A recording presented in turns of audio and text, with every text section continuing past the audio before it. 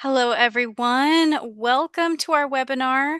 We are going to be waiting until about 5:05 just to let some people trickle in before we get started. So go ahead and grab some water and then chill, and we will start at 5:05.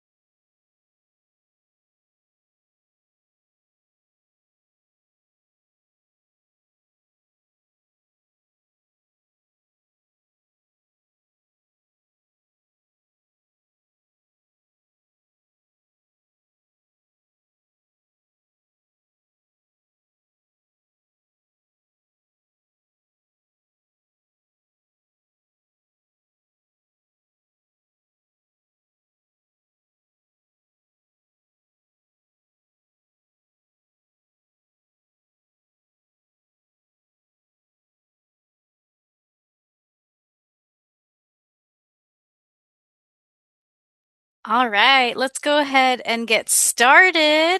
So, hello, everybody. Welcome to our Detention Ponds webinar, hosted by City of Snohomish and Snohomish Conservation District. We're excited to be here and teach you all about detention ponds. And so my name is Danny, and I'm going to be the general host for tonight. We've got a few other staff as well with us. On the right hand of the slide, you'll see our logo, which is an eagle flying over a field with cows. You might have seen it before.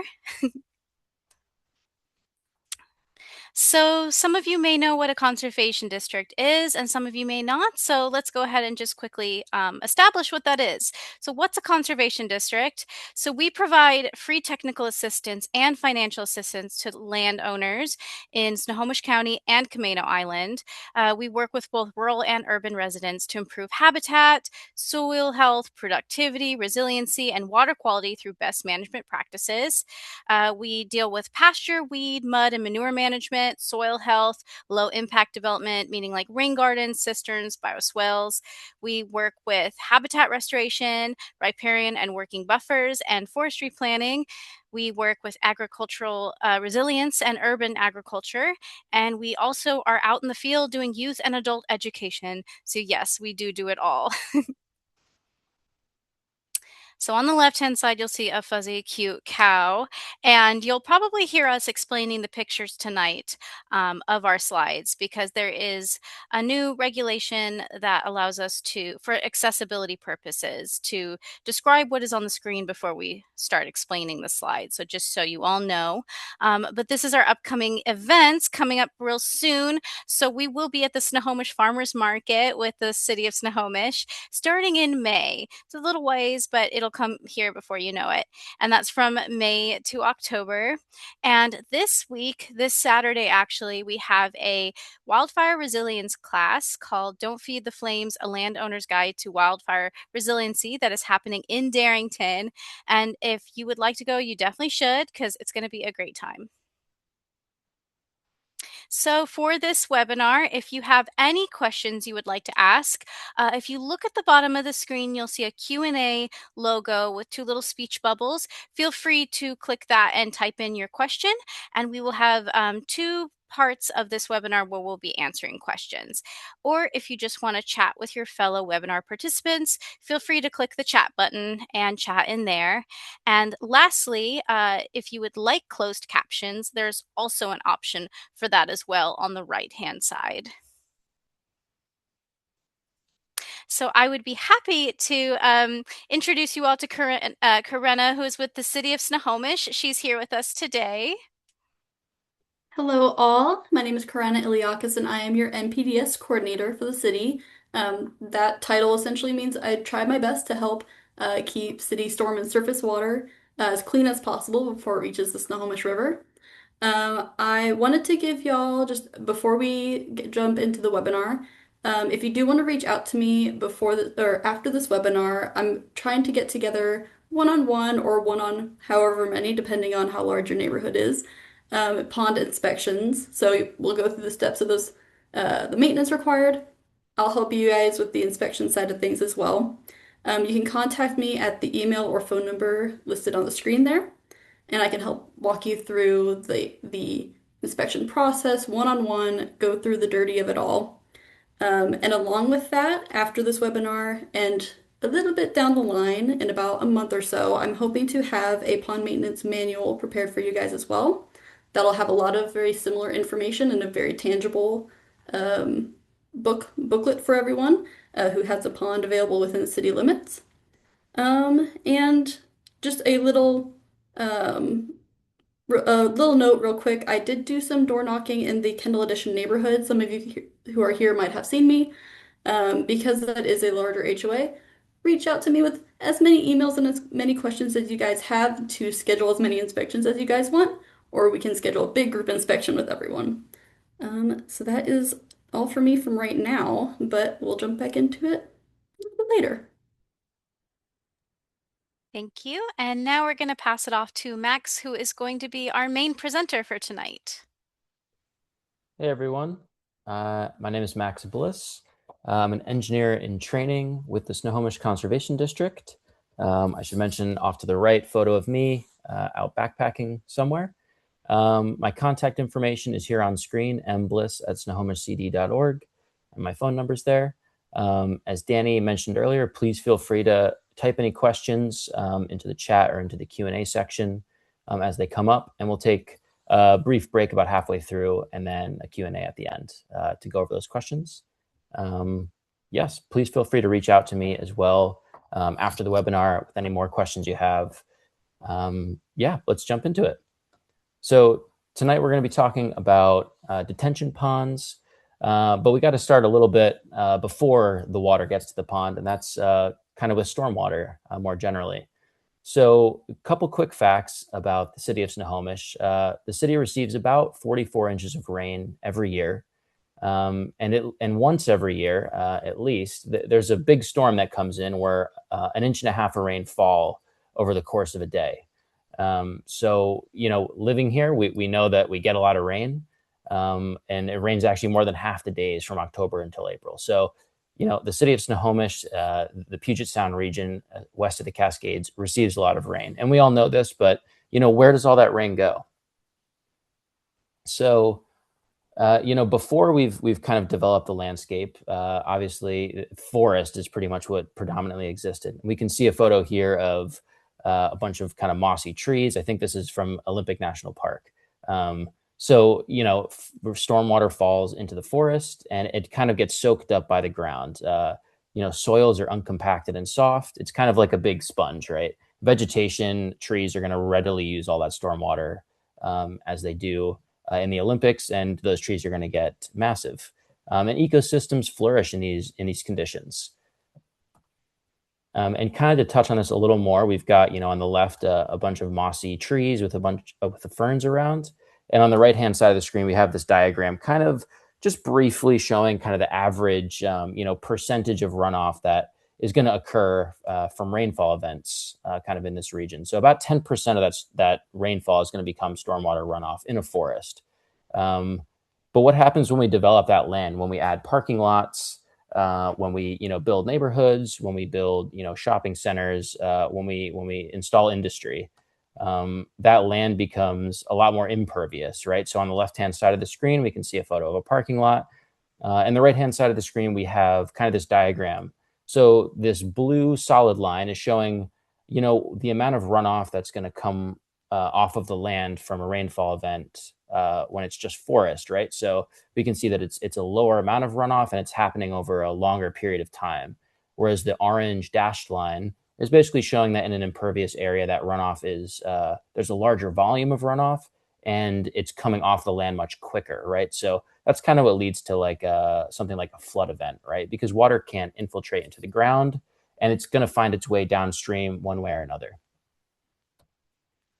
And this, again, quick diagram on the left-hand side of the screen showing, yes, we get a lot more runoff in a developed area versus a forest. And we all know this innately, but it's interesting to see those percentages of really how much more water comes off of a developed area, such as the parking lot or kind of the cityscape on the right side of the screen.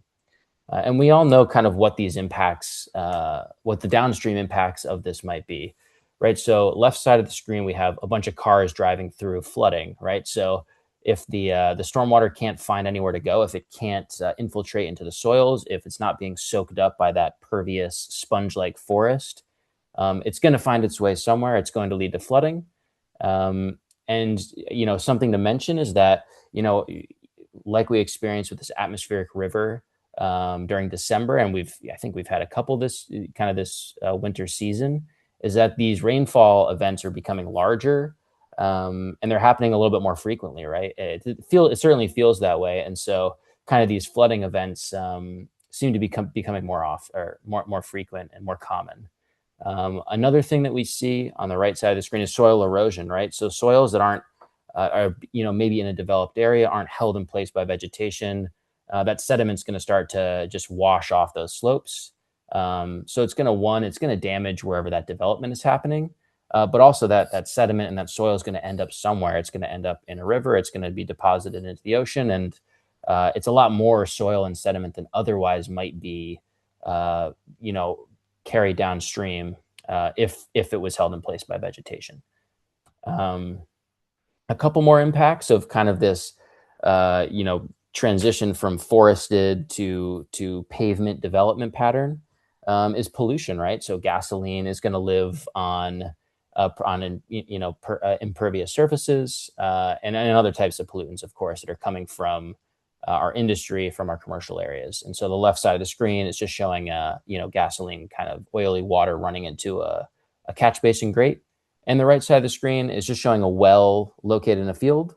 Groundwater depletion is also an issue. When that water can't infiltrate into the ground, aquifers are not going to recharge. And so our groundwater, which is obviously our drinking water, but also irrigation water for crops and for the food that we eat, is going to be not quite as available. So the point of all this is just to bring to light that something we all know, but a lot of rain and a lot of pavement means that there's going to be a lot more runoff, and it's going to happen very quickly, right? And so what do we do about that? Right. So in this transition from forest on the left side of the screen to city on the right side of the screen, it causes problems for our developed areas, and it causes problems for the environment and the ecosystems around us. And so there's of course a number of strategies to kind of mitigate and to manage that amount of runoff. Right. So one method might be reducing that runoff at the source. So that looks like maybe removing parking spaces from a parking lot.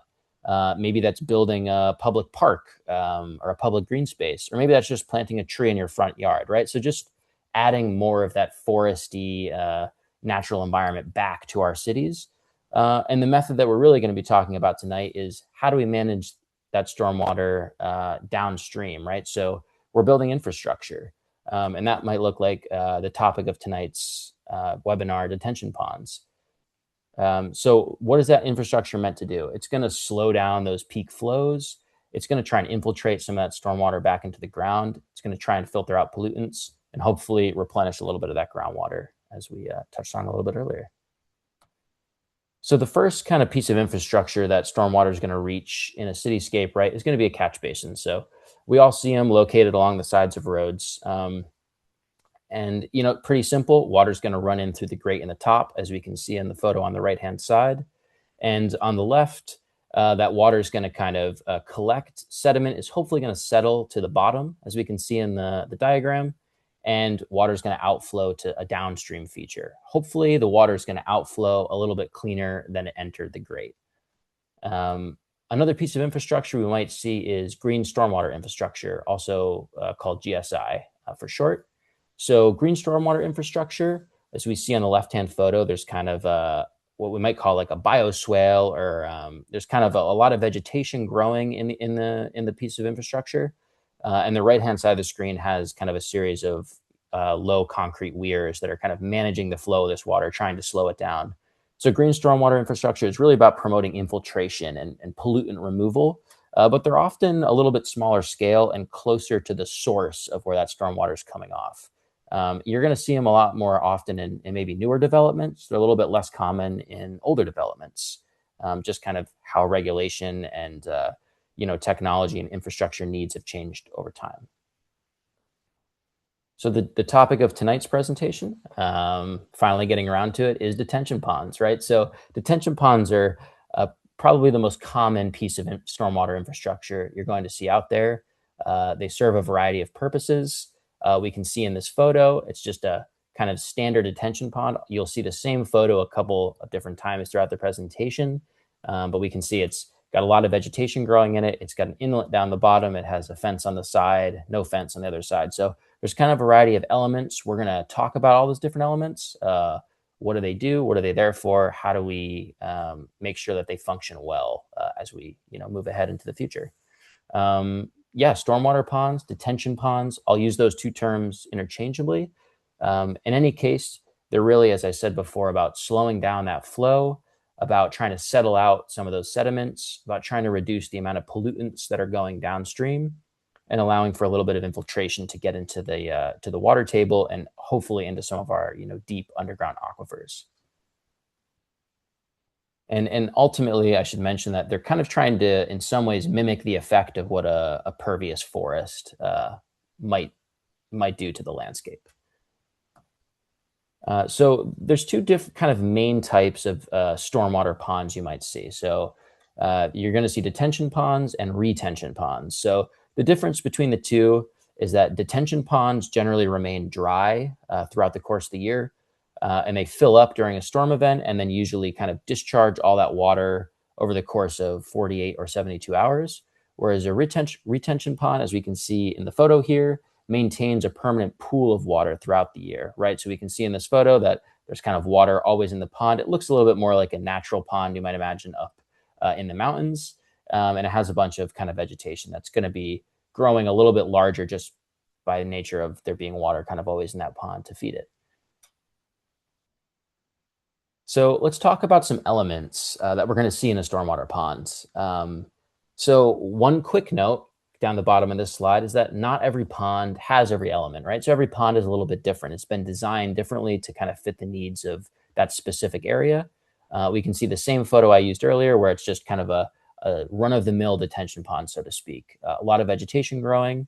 There's an inlet down the bottom. Right, so quick list of elements, and we're going to kind of touch on all of these elements. What do they do, and how do we maintain them a little bit later on? But just to give a brief rundown, we've of course have the pond surface, right? So that's where water is being held. We often might have some native vegetation in there, and it's going to allow for some infiltration. The embankment as well is going to kind of form the shape of that pond and kind of prevent like seepage or leakage through the sides. Then we also, of course, have inlets and outlets. So water is coming into the pond through inlets. It's getting released in a controlled manner through outlets. We also are often going to see an emergency overflow or a spillway, which is basically a feature that's going to help manage outflow from the pond during really large rainfall events. Thinking kind of back to the atmospheric river that we had come through in December. You might also see sediment forebays or internal berms. So these are kind of maybe different cells within the pond that are trying to settle out sediments or just slow down the flow as it moves through the pond. And we're often going to see access ramps. So that might be just for someone to be able to walk down easily into the pond to take some photos, or it might be to get an excavator down into the pond to do some heavier work. So let's kind of move into how do we maintain detention ponds, some best practices. So I'm going to go through all those particular elements individually, as I mentioned, and also the detention pond as a whole. We're going to kind of talk about, who is responsible for maintenance, when you might want to call a contractor. And we can see in this photo, we have an excavator on the left-hand side, and in the right photo, a contractor kind of scooping out vegetation or algae from a pond, right? So that's definitely an important part of detention pond maintenance, and we're going to kind of get to all of that. So some legal requirements that we want to just keep in mind when it comes to detention pond maintenance. This, again, photo of just a standard detention pond. We can see an outlet structure there with a pipe in the background. So some requirements we want to look at are, what do you own? Is it part of your property? Is it on an HOA's property that you're a part of? Is it on city property? What condition is the pond in? Is it looking like things are eroding? Is there a lot of debris that's built up in it? What jurisdiction are you in? Are you within the City of Snohomish city limits, or are you in Snohomish County unincorporated area or some other jurisdiction? When was the pond last maintained? Do you have any records of, when somebody went out there and took photos? When the last time a contractor visited the pond to perform some sort of work? And then what kind of agreements exist for the ponds? Is it agreements between the HOA and the city, that sort of thing? And then, what standards are governing the compliance of this pond? So how are we keeping in line with maybe the city code, for example, when it comes to maintaining that pond? And we'll touch a little bit more on kind of that code right here. So some rules and regulations you want to keep in mind. City of Snohomish is going to be kind of probably the governing code for most people in this webinar.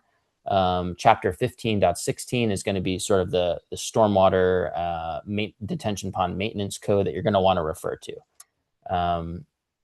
We also have maybe some people that are from Snohomish County, right? So Snohomish County has a separate code that might have a couple different elements. And something you can always refer back to is the Stormwater Management Manual of Western Washington, which is published by the Department of Ecology. It's a bit of a mouthful, and it's definitely a heavier technical read, but it it's going to govern the design and also like the maintenance needs of a lot of different types of ponds and a lot of pieces of infrastructure that might be within those ponds. So it's always a resource you can look at to maybe just kind of understand things a bit better or get a few ideas. So when might you need a contractor for pond work, or when do you need a contractor, right? So on the left-hand side, we can see a couple of workers kind of vacuuming out a vault piece of infrastructure. On the right-hand side, we've got an excavator who's doing some digging. Um, Times that you need a contractor is going to be when you're doing work with really dense or tall vegetation, right? So maybe if there's like, this has been a pond that's never hasn't been looked at in a long time, there's big trees growing up, right? You might need someone to come out and take a look at that. When we're working in deep water, right? Deep water, of course, is just going to be dangerous, and we need someone who's experienced and might have certifications to do that sort of work. Any confined space work, same thing, right? So on the left-hand photo there, we can see that guy is kind of like in this chamber, and so there's obviously just some kind of danger that might be involved with that. Heavy equipment, right? Operating an excavator, a bulldozer, you're going to want to reach out to a contractor. Steep slopes, right? If there's a pond that maybe even has a concrete wall as one of the slopes, if it just has really steep embankments, that might be a time you reach out to a contractor to do that work. And also vectoring, which simply put is just a gigantic vacuum that is basically going to remove sediment, right? So it's just kind of vacuuming out that sediment from a pond, which we can see on the left-hand side there. Happy to take a break for any questions that we might have thus far. And then the next piece is going to be more particularly about, okay, what does maintenance look like for every element of that pond, and kind of going through that. And we're going to briefly touch on best practices for actually hiring contractors, and looking at a little bit of budgeting stuff and a few more resources that you all can use going forward. Danny, I don't know if you had any questions that we want to read off right now.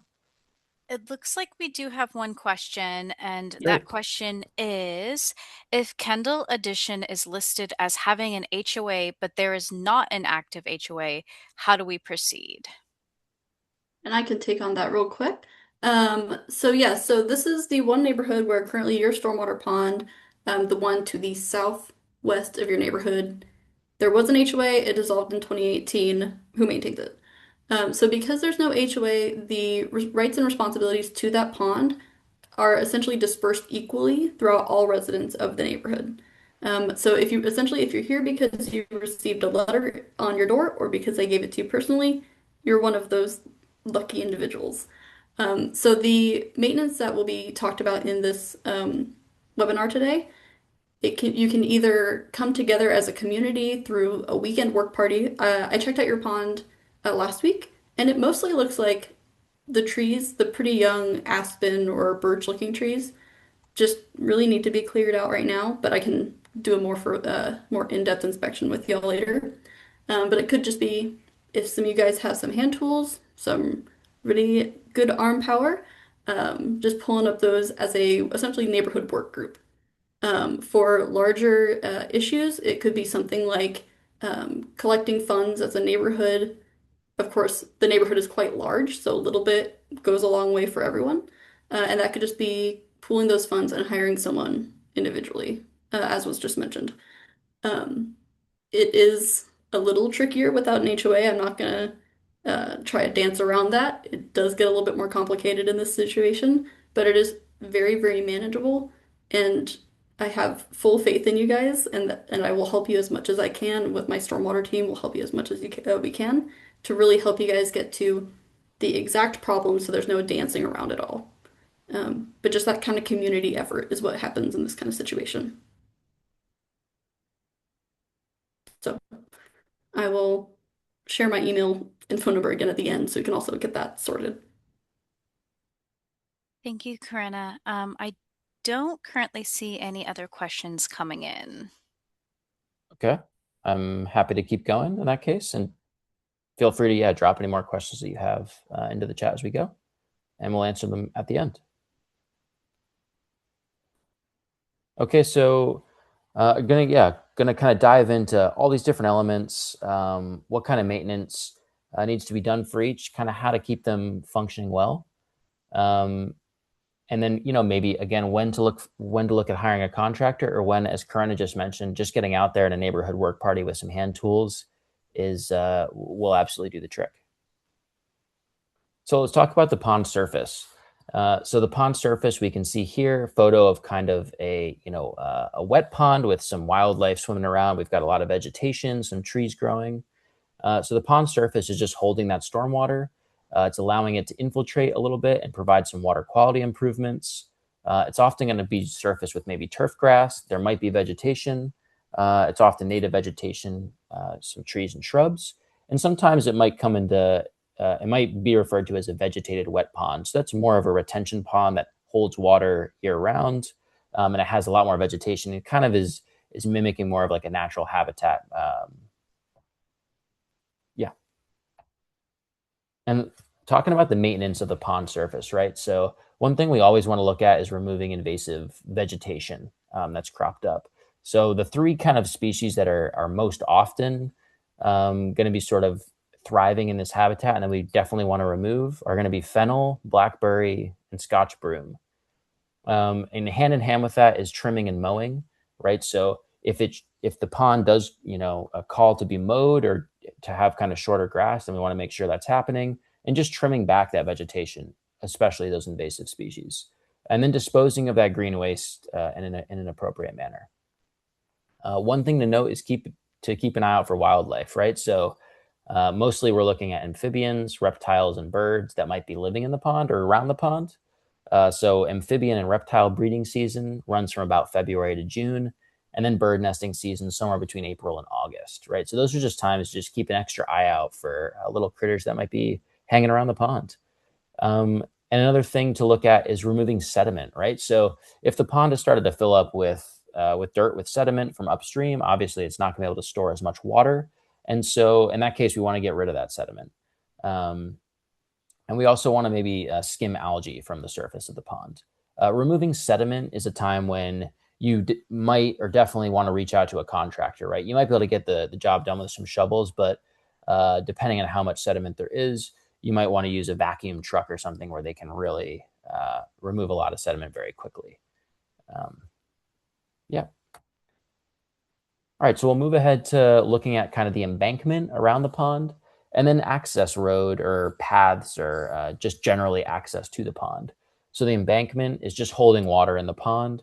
It's often made of a special material mix to ensure that it's watertight and isn't like leaking. So one thing to definitely look for when it comes to the embankment is that embankment, is there water kind of leaking out of a downstream area of the pond, right?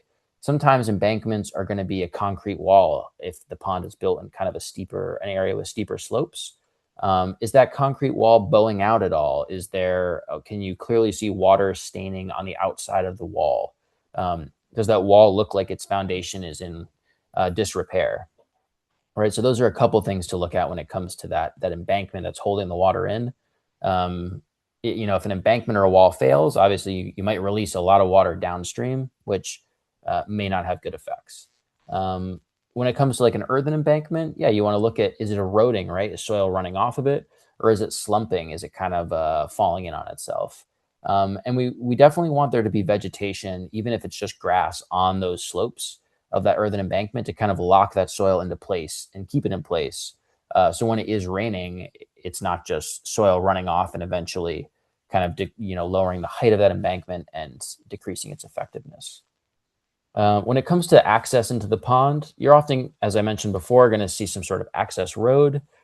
So we definitely want to make sure that road is just clear of debris. As I mentioned before, you can always call a contractor for repairs, especially for repairs to an embankment that might be falling apart, or definitely like a concrete wall that may be failing. And I should have mentioned, but our photo here is just some contractors that are kind of working in the cross section of this embankment to do some installation and maintenance work.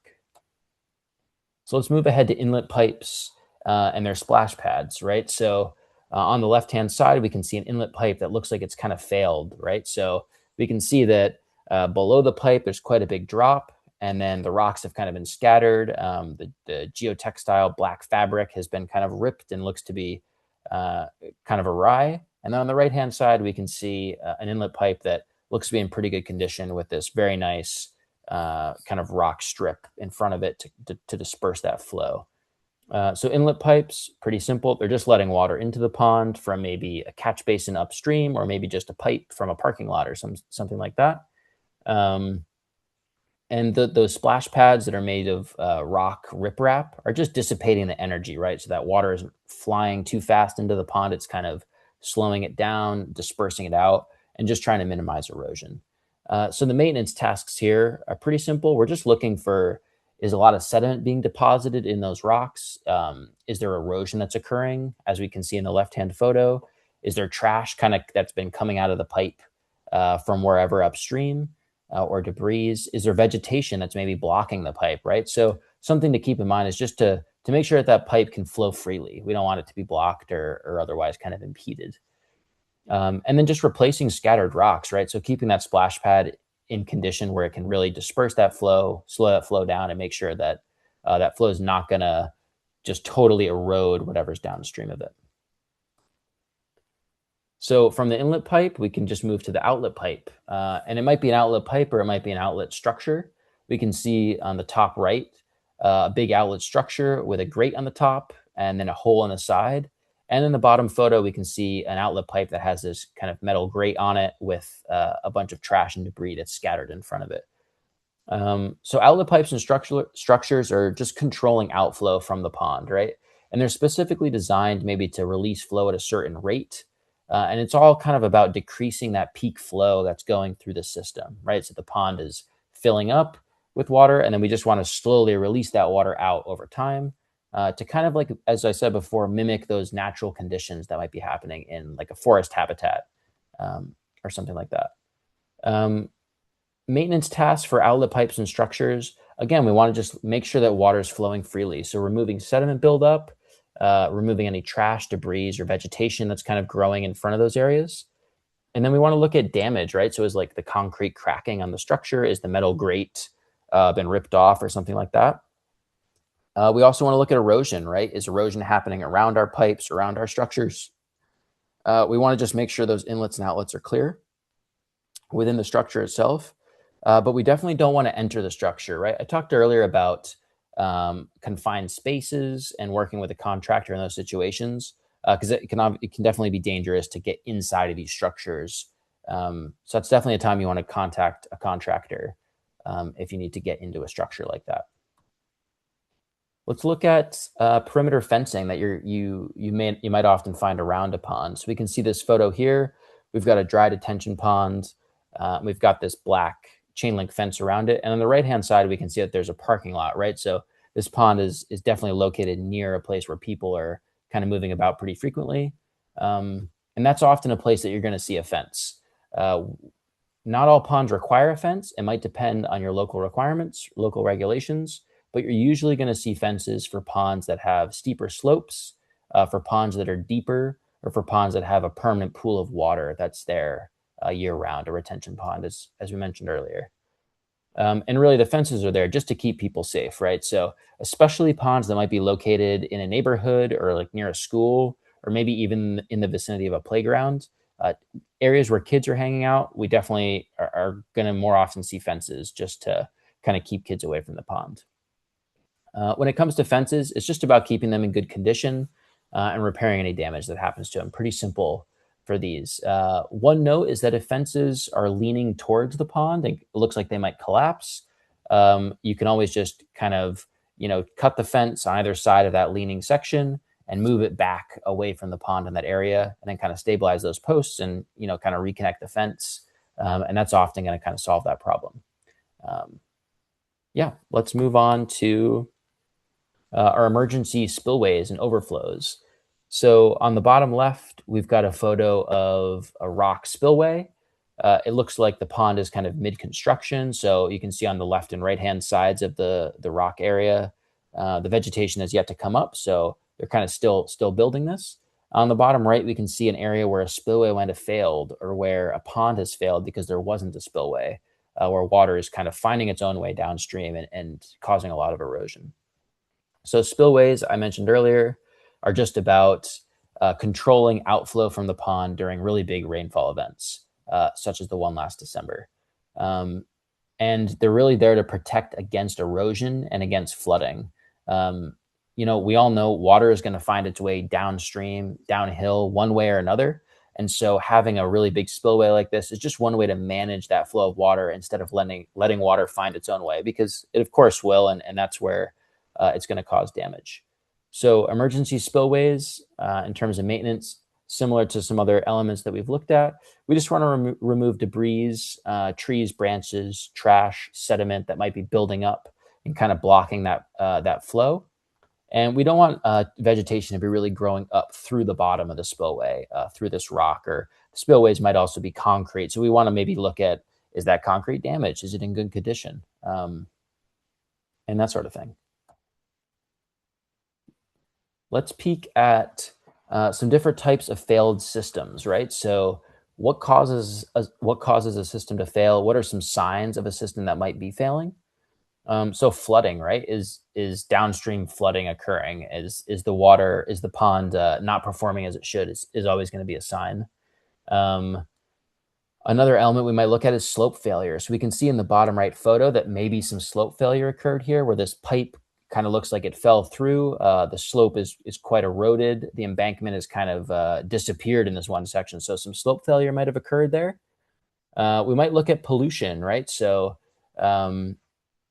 if there's a lot of algae growing in the pond, that might be a sign that the pond is like oversaturated with certain nutrients. Or maybe, that we see a lot of trash that's been built up in the pond, or there's like a chemical spill or a gas tank burst nearby. Obviously that's, if that runs into the pond, that's going to get into the groundwater, so on and so forth. Short circuiting is where I kind of mentioned before, where water is basically going to find its way downhill, right? So if that pond's filling up and maybe inlets or outlets are clogged, as we can see in the left-hand photo, there's kind of all these sticks around the structure. Short circuiting is where that water is going to find its way out of the pond one way or another, whether it's through the outlet or by kind of destroying the embankment or collapsing a concrete wall. Overvegetation is another probable, or another possible cause of a failed system, where a lot of vegetation is growing in the pond, and it's not allowing that free flow of water sometimes, or it's growing and it's blocking inlets or outlets, and kind of not letting those features function as they otherwise would. If we don't see any ponding in a pond, that might be a sign of a failed system, because we definitely want these ponds to fill up with water during a rainfall event so they can then release it slowly. So if it's not actually filling up with any water, that likely means that it's not actually really slowing down that flow, which is the primary goal of a stormwater pond. And then another thing we can look at is sedimentation and loss of volume, right? So that's where a lot of sediment and dirt is ending up in the pond, maybe from the pond itself or from upstream. But in any case, the pond is losing a lot of its volume, and so it's not going to be able to store as much stormwater as it otherwise would. And that's kind of rectified by vacuuming that out, or shoveling out, and so on and so forth. Let's look at some best practices for hiring a contractor, right? So if you do have a bunch of sedimentation in your pond, you might need to vacuum it out, as I mentioned before. What are you looking at when you're going to seek out a contractor? And we can see in this photo, we've got a big inlet pipe, and a couple of contractors look like they're doing some work on the splash pad beneath the pipe and kind of the little basin that's been created there. So different contractors are going to be better at different jobs, right? So we want to look at kind of what previous experience they have, what references they might have. Have they worked on stormwater features before? Have they worked on outlet structures before? If you have an outlet structure issue, have they worked on embankments before? If you have an embankment issue, you want to make sure that they're licensed and insured. As I said, that they have some previous experience, not only with ponds, but maybe with those specific problems, issues, or features that you're looking at. Do they have references? And budgeting is always something to take into consideration. And we'll touch on budgeting in a little more detail in a slide or two. So some inspection and reporting kind of best practices, right? So when you're keeping track of your pond, you want to maintain a schedule, right, of like when you're going out and maintaining it. And you want to document with just some notes and photos of when you do go out and maintain it, when a contractor is out there doing some maintenance, kind of what goes on. Do you, remove a bunch of vegetation? Do you clean up some trash? Was there a crack in the concrete in the outlet structure? So like documenting that with photos and notes and kind of noting when those things happen. So you can look back over time and kind of figure out what went on, what the problems might be, and kind of plan ahead into the future. You can always reach out to the city or the county if you're in the county, and they might have some kind of different notes from previous visits that they've done. But it's always good to kind of maintain that connection. You can also refer to existing plans and reports, which you might have on hand as part of your organization. That might be something also that the city has access to. And let's briefly look at a couple budgeting kind of notes. So there's a lot of numbers on this screen. I'm not going to say quite all of them, but I'll go through most of them. So estimates, these are of course estimates. They vary by region. These are kind of particular to, to the Snohomish area. So construction of a pond like this is going to be something like, maybe $1 per cubic foot for a wet pond, and maybe 30 cents per cubic foot for a dry pond, cubic foot of storage volume within the pond. And routine maintenance can be estimated maybe at 3 to 5% of that construction cost. But an easier way to estimate that is just 25 cents per square foot of the pond annually. So, and that square foot is just total surface area of the pond, kind of top down. And an easy way to measure that is just to pop into Google Maps or your favorite mapping application and just kind of draw a big shape with their little measure tool. And you can say, oh, my pond is 1,000 square feet. Multiply that by your 25 cents per square foot. And that might be a reasonable estimate for the amount of annual maintenance. Another number to look at, which is going to be more regular maintenance, is mowing, right? So $250 to $750, just something to think about. Regular care of ponds is going to reduce future costs, right? So if you repair that, if you catch that crack in the concrete early in your outlet structure, that's going to save you a lot of money down the line. If you're regularly mowing and maintaining, the pond, removing debris, that's always going to kind of reduce costs going ahead and reduce damage as well. More non-routine maintenance, as I mentioned, something like sediment removal might be between $60 to $120 per cubic yard, because you're obviously having to dredge that material out, vacuum it out, and then the contractor is going to have to go dispose of that offsite. You're always going to want to get a quote for repairing structures, for fixing maybe those metal grates or that cracked concrete, and always check on your local permit requirements for all these sorts of work. Working with the city, Karena mentioned earlier, it's going to be a great resource. You always want to identify your inspector for your area. Keep things simple, maintain those good records, as I mentioned, and just knowing who to talk to at the city. And Karena, I didn't know if you wanted to quickly jump in here with any other thoughts that you had for kind of best practices. I'll actually jump in more about this when we get to the second question and answer section, since someone did ask about this Perfect. in Sounds the great. Q&A section. Okay, great. We'll be there in a moment. And I think my last slide here is really just about some resources to look at when it comes to pond maintenance. So city or county records and that city and county GIS, right? So accessing what records might be available for your HOA, for your organization, or for your pond.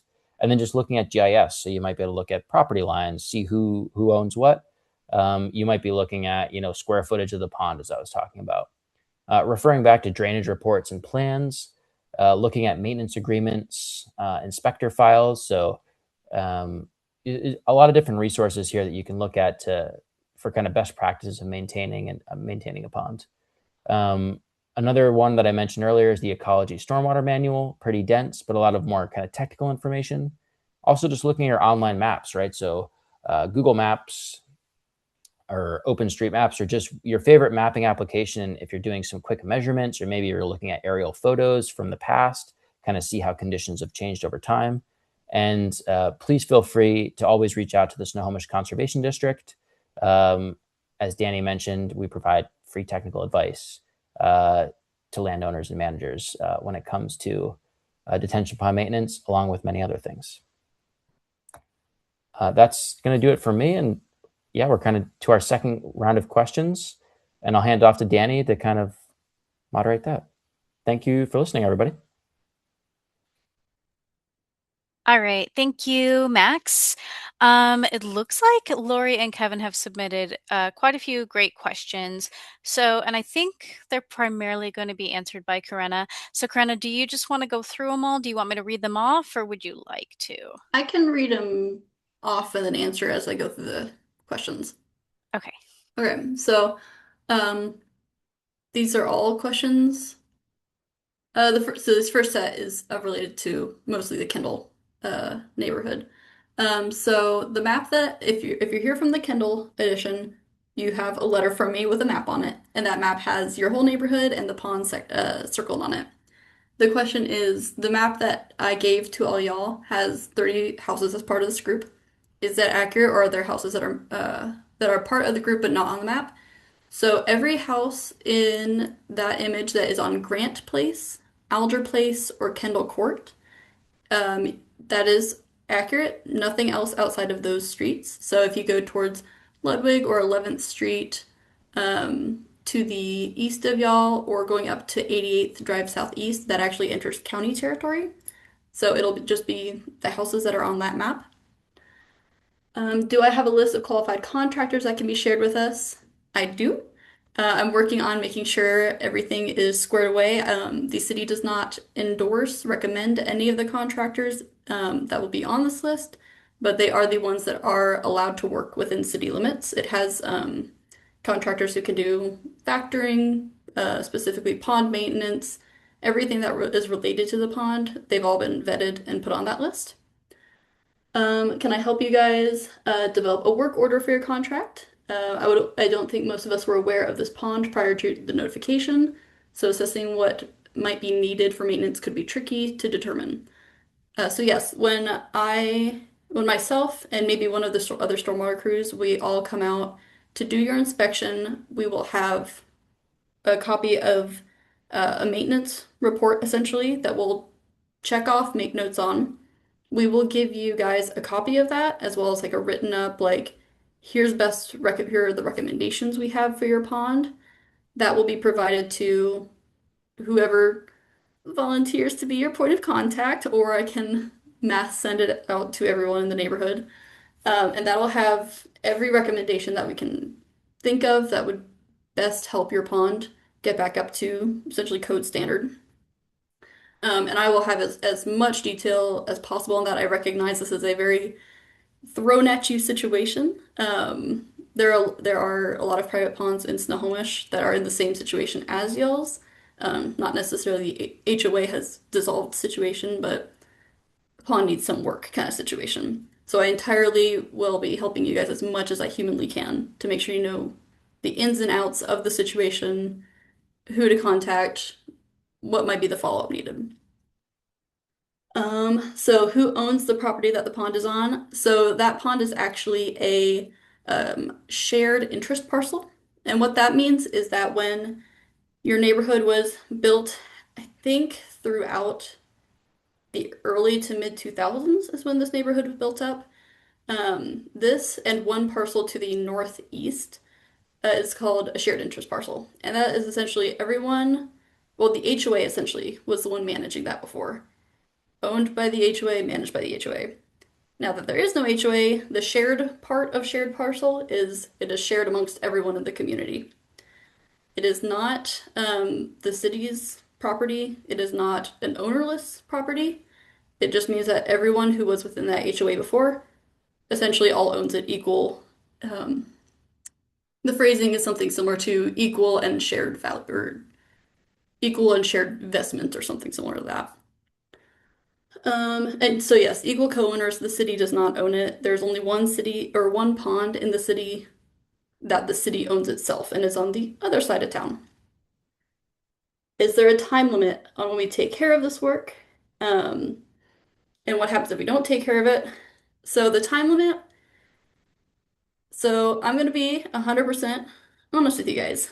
Because the city has not contacted you about this stuff before, I'm being pretty lenient with the air quote requirements.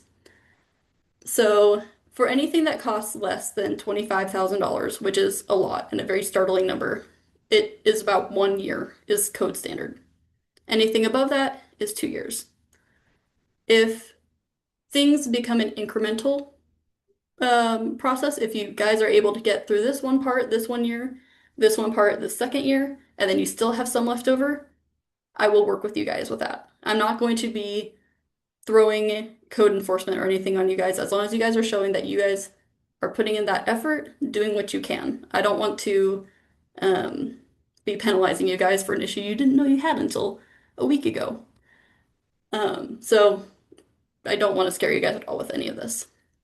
So 1 year for cheaper stuff, 2 years for more expensive is the general rule for that.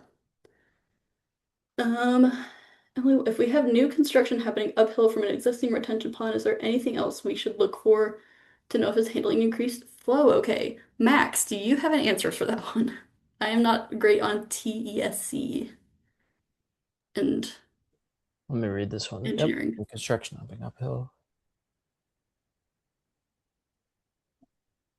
Yeah, I think something to look for when there's new construction uphill is one, yeah, does that water is the rain that's going to land on that new construction area going to reach the pond, right? So, um, if it definitely is, and if that is that new construction going to be like a new house or a new building of some sort that's going to be impervious area, obviously you're going to have more runoff. I think in terms of looking at can the pond handle increased flow, usually ponds are designed with something like 10 to 20% of extra volume, so it's called freeboard. But basically, the pond can handle more flow than it is necessarily going to receive, and that is for contingency situations like this. Um, that would be my thought, but definitely making sure that the pond is well maintained, that all those, as I was saying, like inlets and outlets are clear, and so that water can freely flow through it, and that it's going to be protected from like erosion from that new flow. I think another thing to look at is that new construction. Often, if they're doing like soil stripping or something, are they using like sediment socks or some kind of like erosion controls to make sure that sediment and dirt from that new construction is not running off into the pond while they're working up there with heavy equipment and whatnot. So just making sure that that new construction is like protecting the construction site from all of that dirt reaching the pond, because that'll quickly clog up the pond and lead to future problems.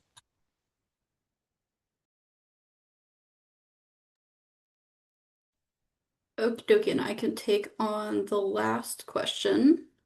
So for the Kendall edition, does the county stormwater from the neighborhood entrance run into our pond as well? And where can we find the previous and current agreements from when the HOA was active? I will pull up the stormwater map tomorrow morning. I believe so for your neighborhood, the flow is coming down Grant Place. There are some catch basins along Grant Place. Kendall Court, there are some as well, and then the street flow from Alger Place. I'm not entirely sure if past 88th Drive where that water is going, but I will look into that. I don't know if there's an underground connection aside from that pond, but I will get with you on that when I do have that information. It doesn't really change much in terms of maintenance, and I think that that distance it would be fairly minimal also based on where the pond is placed.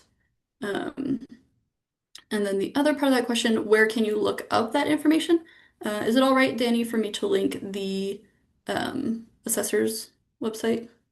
Absolutely, yes. Okay. So you can find the um, HOA covenants and also the plat documents. So the plat essentially says, here's where all the property boundaries are and here's responsible for maintaining those. Um, that is going to be at snowcode.org/record documents, and I will put that in the answer for this one. Oop, disappeared. You might have to make an account. I think it feels recently changed for me. I didn't have to create an account when I first started here, but now I do have to create an account, so it's just basic login. And then you'll go to the main page, and essentially, if you just hit document, you can document once you get into the main page. You can search just Kindle edition, and it'll pull up both of those documents for you guys. Um, and it looks like the Addition was added in 2007, and I believe, based on just what I could find digging things up, it was dissolved around 2018, though the articles of dissolution are not on the county's website. But yes, I will get, actually, if you and anyone else who are on here from Kindle Edition want to email me, just quick contact information. If you're curious about your stormwater flow, what the path looks like right now, I will send you a map tomorrow. Um, just so that we all have absolute clarity on that. I don't want to be leaving anyone in the dark like, oh, the county's making us deal with their stormwater. I'm gonna figure this out for you guys. I'm gonna do my best. I think, is that all of the questions we had? Did I answer all of them? It looks like it. Does anyone have any more questions they'd like to ask? Either SCD staff, Snohomish City staff. Everyone's been super engaged and asking all sorts of things. It's been really interesting. And I really appreciate all of you guys for being here with my one-off letter too, my door knocking and Kindle edition. So appreciate you guys. Oh, we have a few more flowing in. Oh, wait, what is next step and timing? Next step in timing for um, I assume they're talking about this is Lori and getting, Kevin were yeah, asking about the pond, so yeah, so Kindle edition. So it's, well, for one, if you guys want to be the folks who help head up a lot of stuff, it's great because it's easier to contact one person than 30 houses individually. However, the next step would be us getting together, you, me, whoever else in your neighborhood, and then also potentially one of my stormwater crews to get down in those ponds or in the pond and do that inspection one-on-one. Get you the answers that you guys need to be able to begin the work. And it can happen essentially the best time to start doing these inspections, I think, is about once the dry season starts to set in towards April, May, even early June if we want to push it off a little bit more, but we want to be able to get that work started sooner rather than later because once it starts raining again, it gets really difficult. Um, but the next step would really just be boots on the ground, getting together, finding out what needs to be done. If I don't know your neighborhood as well as you guys do, so if you have contacts with your neighbors, I know without an HOA that makes it a little bit more difficult. Um, Try to get that word out more than just the letter I sent out. If you guys know who you would want to kind of lead this effort as well, let them know. Reach out to me. Um, in terms of timing, whenever you guys can and want to start, you guys can and may start. There really isn't too much of a restriction aside from I'd like to see some work started within ideally before fall, just so we can beat that rain before it gets here. So that hopefully that answers your question, Maria Kevin. And then from an anonymous attendee, as far as I know, there was never an HOA set up by the builders of Kendall.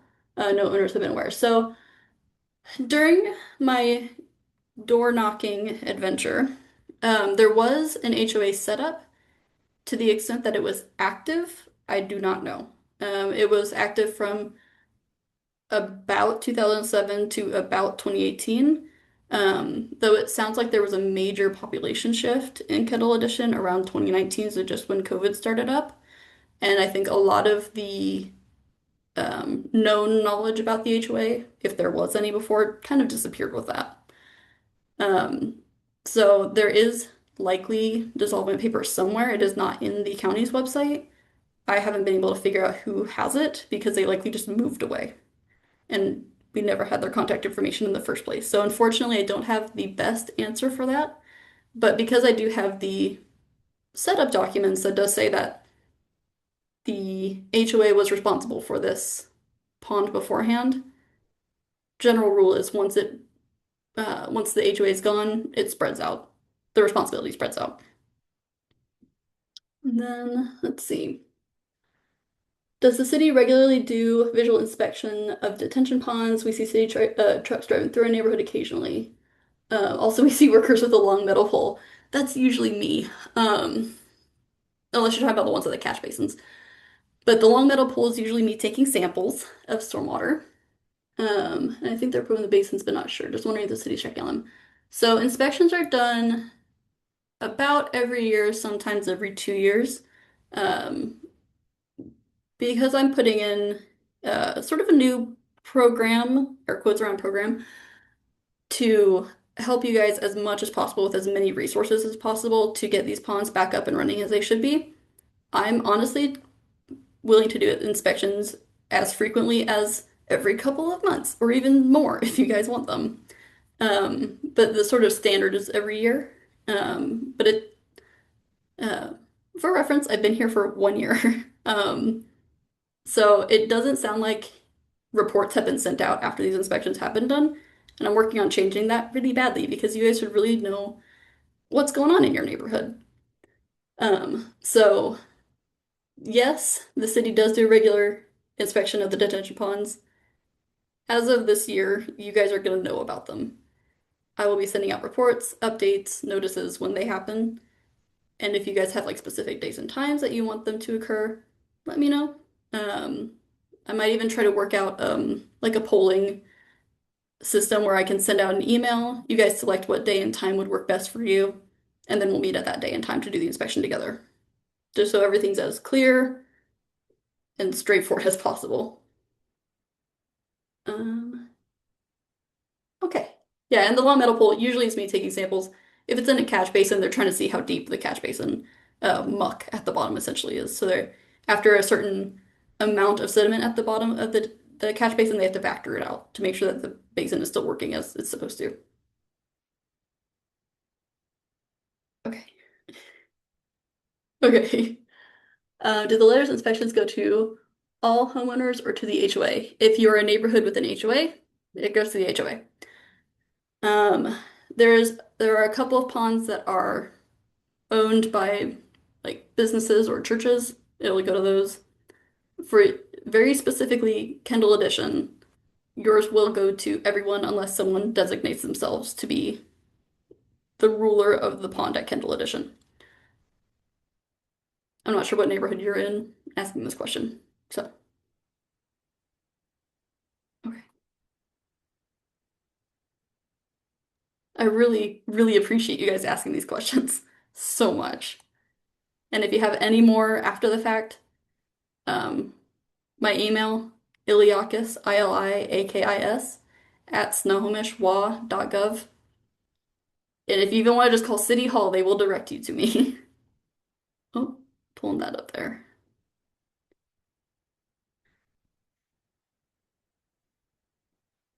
And I am just going to also add in, um, as just kind of a final note, I know that this has not been something the city has pushed on much in the past. However, there is uh, as my title suggests, NPDES coordinator. What is that? The NPDES permit is essentially a permit that a lot of cities have to have that says, I swear to keep our stormwater and rainwater clean. Part of that permit is to essentially do what we're doing here. Help property owners get back to standard those stormwater features. So private ponds, catch basins, swales, you name it, those have to be maintained. And so that's what I'm picking up here. There hasn't been one of me for a few years, so I really want to help you guys get back to where you guys need to be so your neighborhood is safe, so your ecosystem around you is healthy, but also because it is the city's responsibility to help you guys.